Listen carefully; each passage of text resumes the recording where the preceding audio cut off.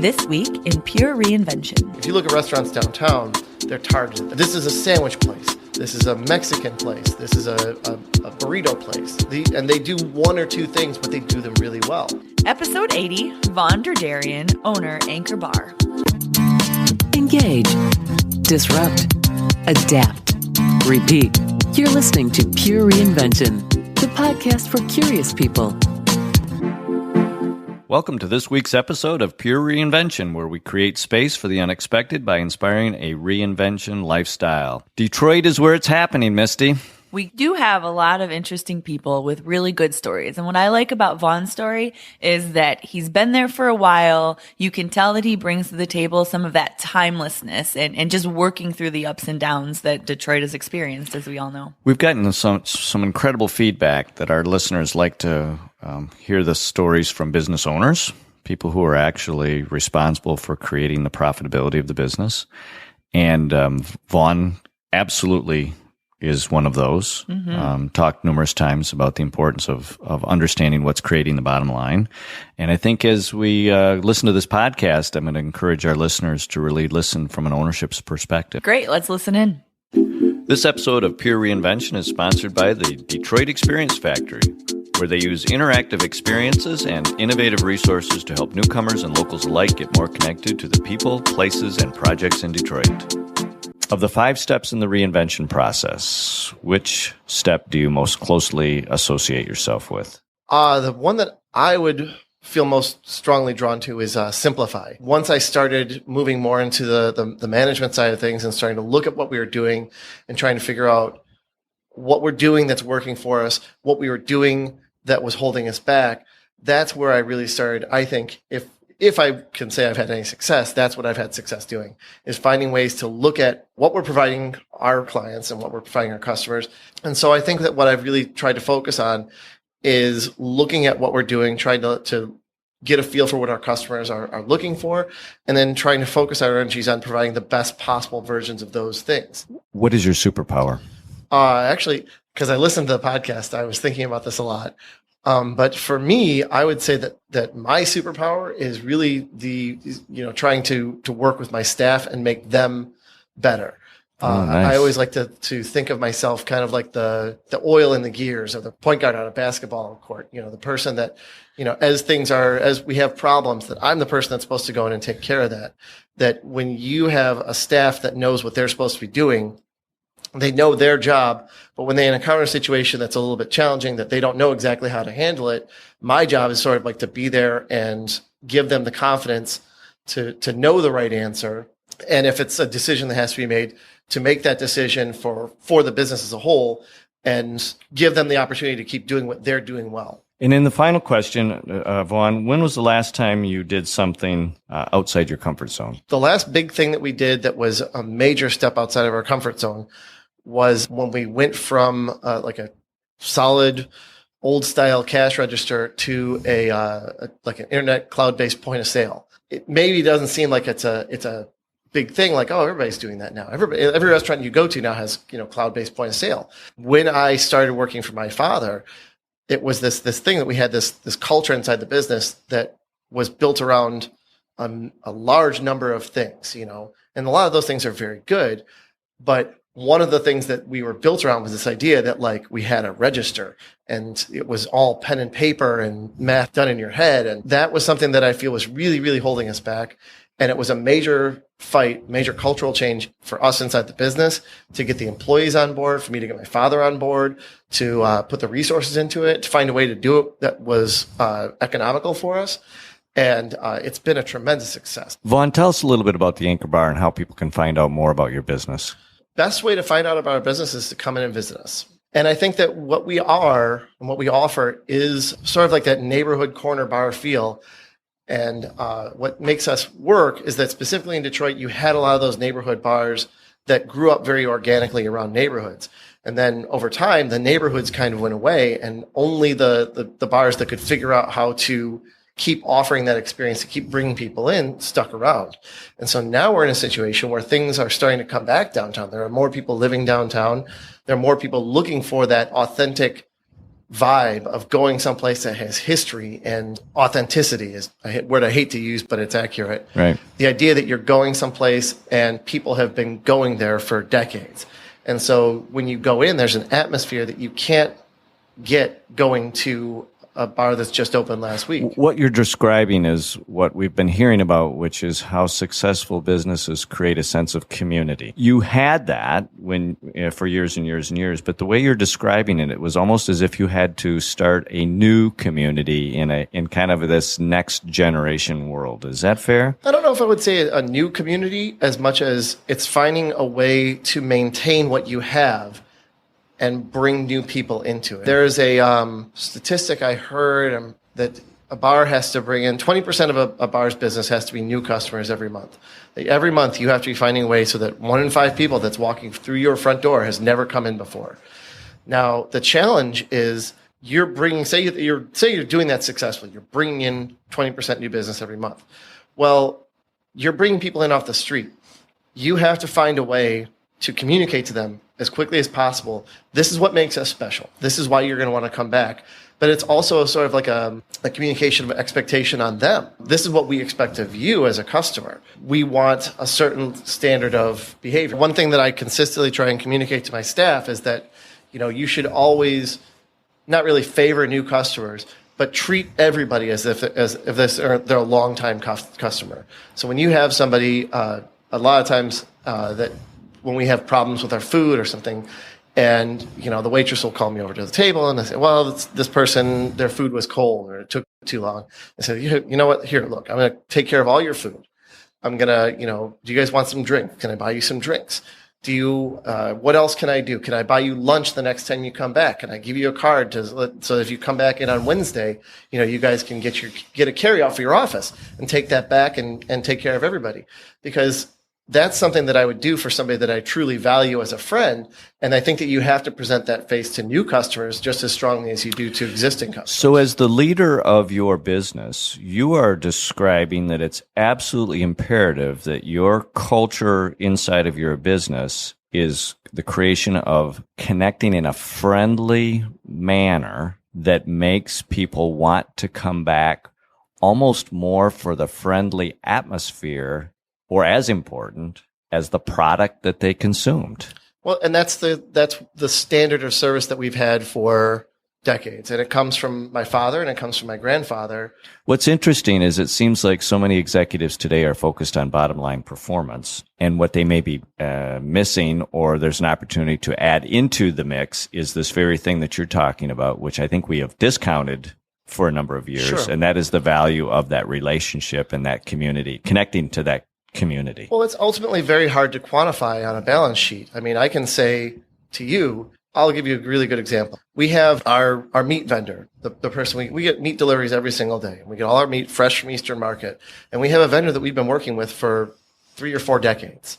Now that relationship itself is special. Every once in a while we'll have a larger chain that will come in and say, hey, we can give you hamburger at 10 cents cheaper a pound. But when we've had problems, when we've had issues, when we have had slow times, and we've gone to our vendor and we've said, hey, look, we're really having a rough month this month. Is there any way that you can take, maybe our bill from last Thursday was really huge. Is there any way that you can take that and don't cash that check for another week or so? Can you do that for us? And they're there for us. They take care of us. And we have relationships like that with a lot of our vendors. And a lot of people that we do business with are people that we found because they started off as customers. Then we started that relationship with them. And then when we find out what we can do for each other as on a business sense, then we work it that way.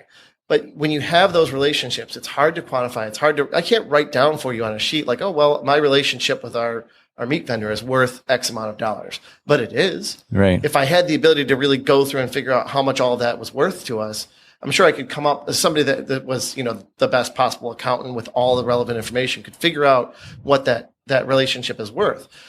Is it worth more than 10 cents a pound on hamburger? Yes. I think that what it is basically it's an artifact of a high trust society, which I think that business used to be more of a high trust form of commerce.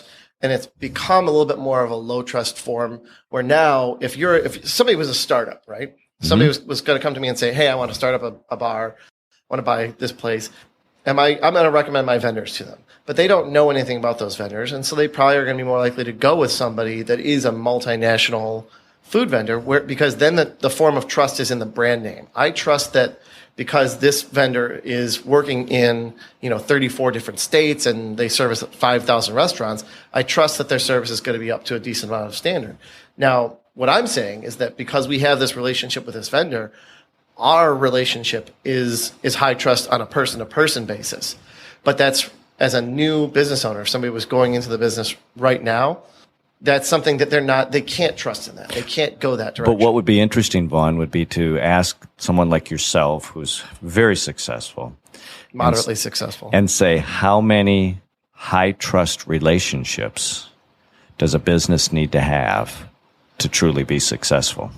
I don't think you can have enough. So therein lies the answer, is it's on a continuum of always looking for more in a world that hasn't valued that quite as well, yet that's one of the real keys. And there's, the biggest problem is that because we're self-sufficient in a certain sense, we own our own building, we don't have tremendous outstanding liabilities, we're not, a business that just started up last week.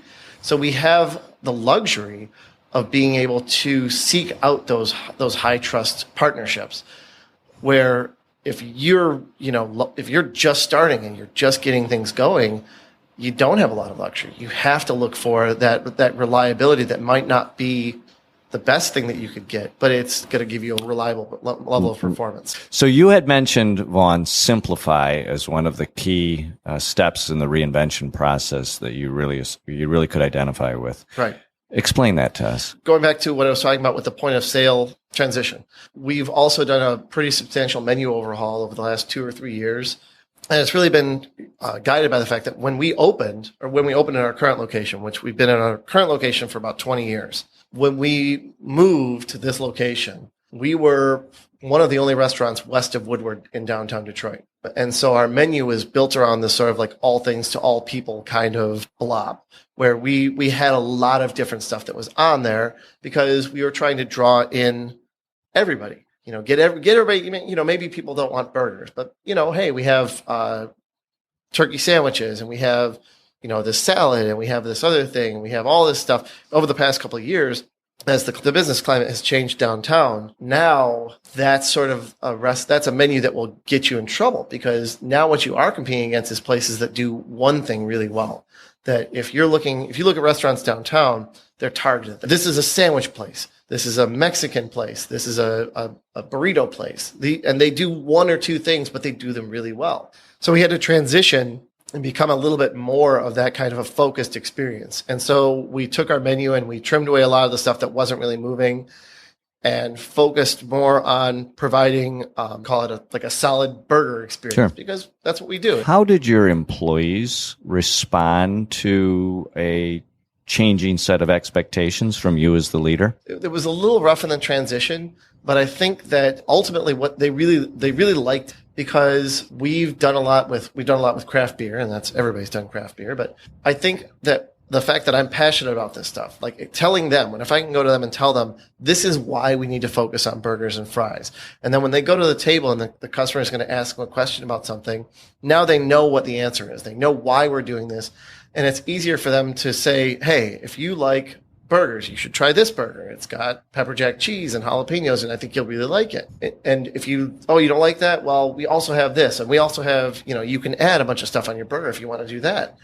And giving them the tools to sort of like have that conversation and figure out what somebody really, really wants and give that to them. So you really allow the employees to watch you work, and then your employees can kind of pattern themselves after they watch you move into a new space, and they can see that they can do it. I talk to them a lot to give them examples of things that they should say to try and like walk them through it. We've done beer tastings at the bar where we had one of our vendors brought in a brewmaster, and we did an educational course for the staff where they walked through and they learned, the different ingredients that go into beer. They tried 3 or 4 different beers so they could see different varieties. And I encourage them to try some of the stuff that we have in our coolers. I want them to give honest answers. If somebody asks them, what do you think about this beer? I don't want them to say, well, I've never had it, but people seem to like it.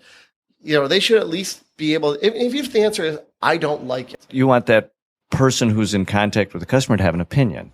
And I want them to express it honestly. Give me an example of something that you like, and I'll tell you what we have that will give you that same experience. Right. Sure. I'll tell you what we have that's going to make you feel that. And I try and show them that so that then when they're getting the same questions from customers when I'm not there, that's their starting point too. It's like, well, what do you like? What are you looking for? Because that's the question that you're really asking. That's when you, as a customer, when you come in, when you say, what's good here?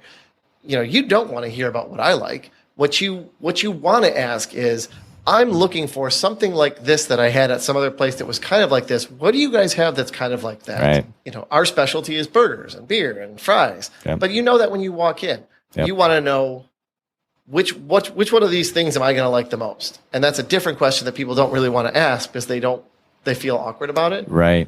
But your job is to make them not feel awkward and to make them really connect. Right. And by making it simple, which is, I really appreciate that philosophy. Vaughn, thank you very much. This has been an outstanding conversation. Oh, thank you for having me.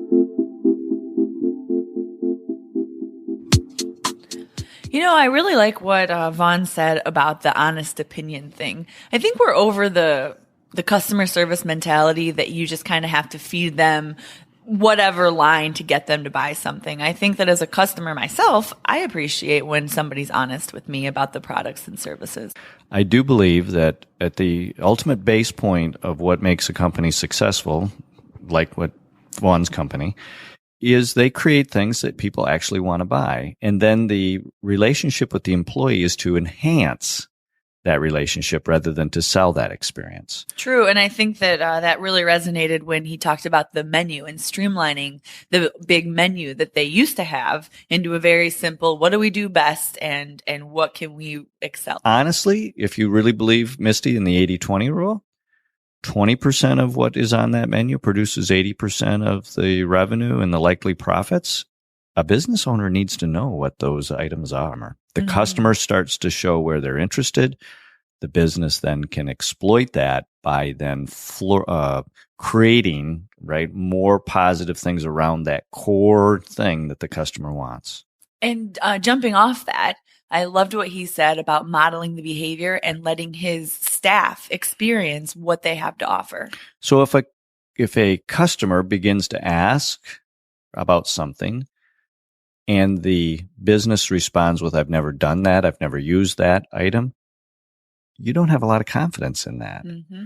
But if that person comes back and says, this is how I use this item, or this is what I like about this item, I use this item myself, I had this, in the case of a restaurant, I had this entree last week and it's fabulous, that enhances that relationship. Totally. And it gives the customer the confidence that there's somebody like me that had a positive experience, because that's ultimately what I'm after, is that positive experience. I had an experience recently that wasn't so positive because as I had the pleasure, it wasn't really pleasure, of listening to our automated answering system where I work, and it was horrible to sit through that and realize what our customers were going through.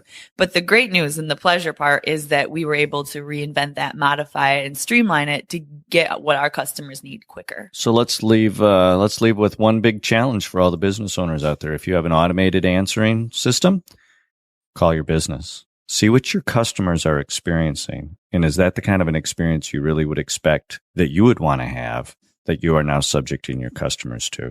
I think once the business starts to put themselves in the hands of the customer, I think then the decision-making really changes. That's true. Same, I would say, with any online experience. You want your customers to go through sign-up sheets, or if there's an internal, members-only place, look at that and start your own profile to really see what they have to do. Be the absolute best customer for your own business to determine whether you're giving the customer service experience you really have had in mind. Remember, if you're ready to make a change, make it a change that lasts. Make it pure reinvention. Thanks for listening to this episode of Pure Reinvention. Keep the conversation going and get alerts when new podcasts are up by following us on Twitter @Pure Reinvention, or sign up for our mailing list at purereinvention.com.